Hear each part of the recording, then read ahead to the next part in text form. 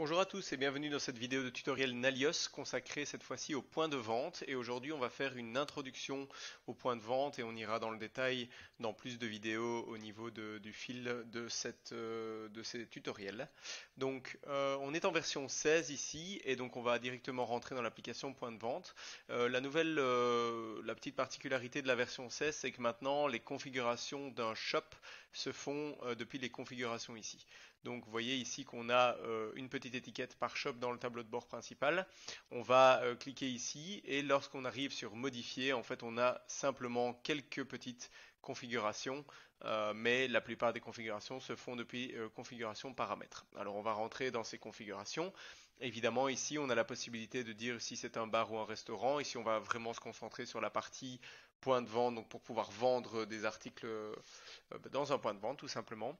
Alors on va pouvoir évidemment regarder pour configurer plusieurs employés par session, limiter les catégories d'articles, mettre les marges et les coûts, etc. On va pouvoir configurer les différentes taxes. Ici dans la partie comptabilité, on va avoir une partie vente où on va pouvoir associer une équipe de vente ou mettre un article d'acompte. On va pouvoir générer ou en tout cas contrôler nos prix depuis cette partie tarif et donc on va pouvoir utiliser des listes de prix. On va pouvoir contrôler les prix, c'est-à-dire empêcher certaines personnes de modifier les prix dans le point de vente, faire des remises, mettre des coupons, promotions, etc. Factures et reçus, donc on va pouvoir mettre des en-tête et pieds de page personnalisés, on va imprimer automatiquement le reçu, utiliser un QR code sur le ticket, donc ça c'est une nouveauté. Ça permet en fait au client final de recevoir un QR code sur le ticket et de pouvoir directement demander lui-même sa facture. Ensuite, on a la partie paiement. Et donc là, on va pouvoir configurer différents types de paiements, hein, donc espèces ou banque par exemple. On va pouvoir également dire quelle pièce est billet pour le contrôle d'ouverture, etc. Ensuite, on a les terminaux de paiement. Donc ici, dans la partie terminaux de paiement, on a certains terminaux de paiement qui fonctionnent sans IoT Box et certains autres qui vont fonctionner avec des IoT Box. Donc on verra ça évidemment plus tard dans une autre vidéo. On a la possibilité de connecter évidemment des imprimantes, de choisir évidemment l'option IoT Box qu'on verra également plus tard et de mettre un display pour le client. Et enfin, la partie stock permet en fait de choisir le type d'opération qui va être utilisé dans l'intégration avec le stock et également d'autoriser la livraison ultérieure si par exemple vous avez des articles que vous devez commander avant de pouvoir les vendre. Donc voilà pour la partie générale de la configuration. Donc ici on va directement rentrer dans la partie des articles parce que c'est assez facile à configurer finalement. Dans un article, quand on clique dessus, ce qu'il faut savoir ici, c'est que les informations qui sont importantes pour nous se trouvent dans la partie vente pour le point de vente. Et donc ici, on va simplement cocher disponible dans le point de vente. Bon, à peser avec une balance, c'est quelque chose de facultatif, mais effectivement, si vous avez une balance connectée, vous allez pouvoir peser les différents produits que vous vendez avec une balance. Et ensuite, vous allez pouvoir affecter une catégorie. Et donc, cette catégorie va se retrouver dans la partie point de vente. Donc, c'est à peu près tout ce que vous devez savoir au niveau de la configuration de l'article relative au point de vente. Et évidemment, on peut aller dans la configuration avancée des articles, mais pour toutes les applications d'Odoo, donc que ce soit le site web, enfin le e-commerce ou la partie vente. Donc une fois que vous avez ceci, en fait, on va directement commencer une session. Ce sera le plus simple pour vraiment rentrer dans cette introduction. Et donc je vais cliquer sur cette nouvelle session. Alors ce qu'il faut savoir ici, c'est que les sessions du POS travaillent en mode hors ligne. Donc en fait, Odoo précharge les produits et les clients. Après, il y a la possibilité d'avoir accès, de choisir une configuration au niveau du stock qui permet de traiter le stock en temps réel ou en différé à la clôture d'une session. Il vaut toujours mieux le faire en temps réel, évidemment, ça se trouve dans les configurations. Donc on a un petit contrôle de caisse à l'ouverture, donc on va pouvoir ici donner le nombre d'espèces, mais on peut aussi cliquer sur la petite calculatrice que vous voyez ici pour rentrer le nombre de pièces et de billets.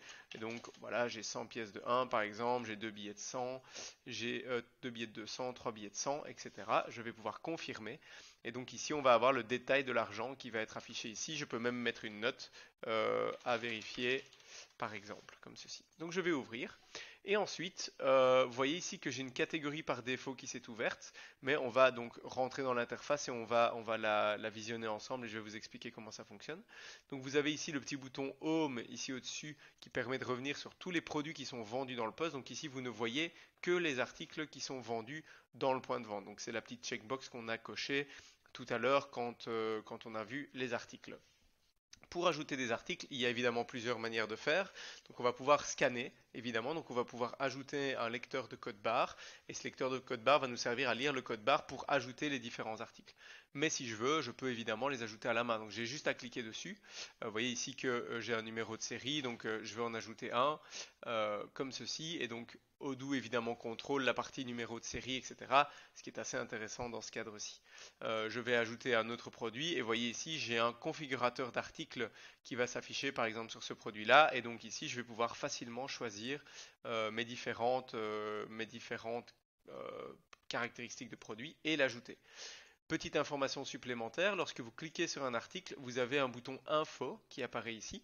Qui est déjà là. Et quand vous cliquez dessus, en fait, vous allez avoir des informations complémentaires par rapport à l'article. Par exemple, son numéro de référence avec son code barre, le prix, les éléments comptables, c'est-à-dire le prix hors TVA, le coût et la marge. Alors attention ici, ce n'est visible évidemment que si vous avez accès à ces informations-là. Hein. Si vos collaborateurs n'ont pas accès au coût et à la marge, ils n'auront pas accès évidemment. Les listes de prix, le stock disponible. Donc par exemple, ça peut être utile si vous avez plusieurs stocks disponible si vous avez plusieurs stocks et que vous souhaitez savoir dans quel magasin par exemple c'est disponible et le réassort, donc chez quel fournisseur ça s'achète et en combien de temps, ce qui vous permet de dire à vos interlocuteurs voilà combien de temps il me faut pour acheter ce produit par exemple. Voilà pour les informations du produit. Donc on a ajouté les produits ici, je peux évidemment faire des recherches ici comme ceci. Donc si je tape bureau, je ne vais voir que les bureaux, donc ici au-dessus à droite. Évidemment, ce sera beaucoup plus simple en scannant, ce qui est logique. Cette interface-là fonctionne aussi avec des écrans tactiles, donc vous pourriez très bien avoir une tablette ou vraiment un outil spécifique pour le point de vente pour pouvoir faire ceci. Donc, qu'est-ce qu'on a d'autre ici? Donc, vous voyez que c'est une interface très basique puisque je n'ai pas activé la majorité des options qui permettent d'activer les remises, etc. Ce qui seront vues dans d'autres vidéos du coup. Mais ici, on peut faire plusieurs choses. Donc, on peut faire des notes pour le client. Donc, si on veut afficher des notes ici, voilà, ceci est une note par exemple. Hop, comme ceci, donc je vais mettre OK. Je vais avoir le bouton retour ici qui va me permettre de retourner des articles, mais c'est pas ce que je veux faire pour l'instant. Si je clique dessus, en fait, je vais pouvoir sélectionner une commande, mais je n'en ai pas encore ici, on la verra tout à l'heure. Et alors, je peux aller aussi rechercher les devis et bons de commande existants dans ma base de données pour, par exemple, si j'avais fait une livraison ultérieure, aller rechercher le devis et pouvoir le livrer, ce qu'on verra aussi dans une autre vidéo. Également, chose intéressante ici, je vais pouvoir sélectionner un client si je le souhaite. Et donc, je vais cliquer ici et donc je vais avoir accès à toute ma base de données client qui est évidemment partagée sur toute la base de données Odoo. Admettons que ce soit Azure intérieur ici, on va le voir, il va se retrouver ici dans la liste. Alors, au niveau du contrôle des différents articles, en fait ici, quand je clique sur un des articles, je vais pouvoir, en fait, ici vous voyez les trois petits boutons. Donc on a un bouton quantité, on a un bouton prix, on a un bouton pourcentage de remise. En fait ici je vais pouvoir jouer un peu avec ceci. Donc si je clique sur 2 par exemple, il va m'afficher deux quantités. Vous voyez ici que j'ai besoin du numéro de série, donc je dois mettre le deuxième numéro de série dans ce cas-ci et il me le met en vert comme ici. Donc ici par exemple 3 unités, 23 unités. Si je veux mettre un pourcentage de remise par exemple, je vais cliquer sur pourcentage de remise et je vais mettre 10% et donc automatiquement il va me mettre une remise sur la ligne.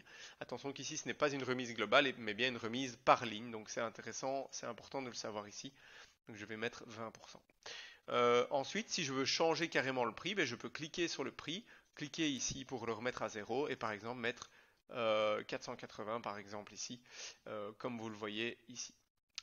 Pourquoi 480? J'ai mis 300, il y a 2 unités, il y a 20% de remise, donc c'est pour ça que le calcul paraissait un peu bizarre, mais il ne l'est pas du tout. Donc une fois qu'on a fait ceci, en fait on va pouvoir passer au paiement. Et donc quand je clique sur paiement ici, tout simplement on va voir en fait les différentes possibilités de méthodes de paiement. Alors je vais choisir ici admettons espèces. Et donc ici, si je tape par exemple que le client m'a donné 600 euros, je vais voir que je vais devoir lui rendre 24,99 €. Donc c'est plutôt pratique à ce niveau-là. Et donc je vais simplement valider.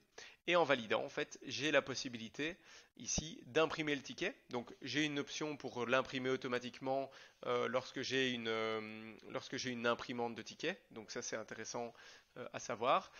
Mais je peux également l'envoyer par mail si je le souhaite pour éviter par exemple d'utiliser du papier. Donc ici, si j'imprime le ticket, ben, je vais voir que je vais pouvoir l'imprimer comme ceci. Et donc sinon, si j'ai une imprimante connectée, automatiquement Odoo va l'imprimer pour moi.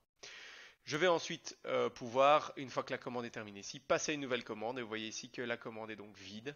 Et pour la session du jour, j'ai bien une commande qui est ici. Et donc je peux facilement y accéder en cliquant dessus et en revenant ici sur la partie commande qui est pas ici, pardon, la commande qui est ici, parce que ça c'est une commande active. Je vais regarder les commandes payées et donc je vais retrouver ma commande payée qui est ici.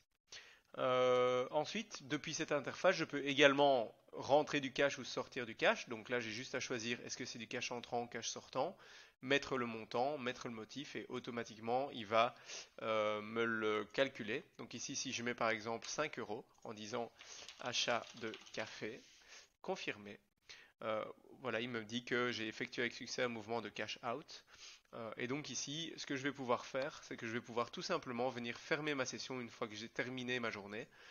En venant fermer ici, vous voyez que j'ai un contrôle de caisse finalement, où j'ai le même principe que tout à l'heure. Donc vous voyez que j'ai la petite calculatrice. Alors on va voir les différences ici. Donc j'ai 1370,01. J'avais 0 euros à l'ouverture. J'ai ajouté 800 euros lors de l'ouverture. J'ai retiré 5 euros. J'ai plus 575,01 € puisque j'ai fait toutes mes ventes. Et donc je devrais arriver à un total de 1370,01 €. Ici, évidemment, je pourrais le faire avec les pièces. Je pourrais également venir l'ajouter directement ici. Et donc si je mets par exemple 1350, vous voyez qu'il me calcule une différence. Mais ici, je vais mettre le total, tout simplement. Oups. Donc 30,01 comme ceci. Je pourrais éventuellement mettre une note de clôture. Je pourrais également télécharger le rapport qui présente toutes les ventes de la session. Donc si je fais ceci, en fait, il va me sortir un fichier de détail des ventes avec l'ensemble des articles que j'ai achetés. Mais c'est évidemment pas ce que je veux dans ce cadre-ci. Hop, je vais donc ici fermer la session. Et ma session va donc être fermée et je vais pouvoir la réouvrir le lendemain matin, évidemment, lorsque je voudrais lancer ma session de poste le lendemain. Voilà, j'espère que cette première vidéo d'introduction vous aura permis d'y voir plus clair. Je vais évidemment rentrer dans tous les détails de toutes les astuces finalement pour bien configurer son point de vente. Donc n'hésitez pas à nous laisser un commentaire si vous avez la moindre question et moi je vous dis à bientôt pour une prochaine vidéo.